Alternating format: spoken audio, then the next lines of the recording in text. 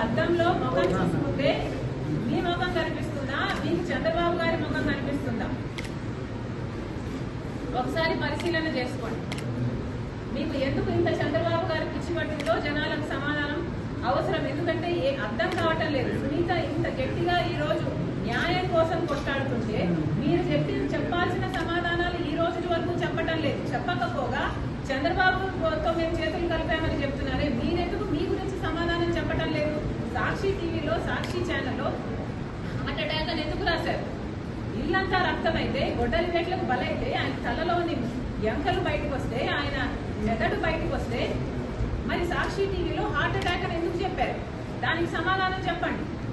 చంద్రబాబు గారు ముఖ్యమంత్రిగా ఉన్నప్పుడు సిబిఐ ఎంక్వైరీ అడిగిన మీరు వివేకానంద రెడ్డి గారి హత్య కేసులో ఆ తర్వాత సిబిఐ ఎంక్వైరీ ఎందుకు వద్దన్నారో దానికి సమాధానం చెప్పండి.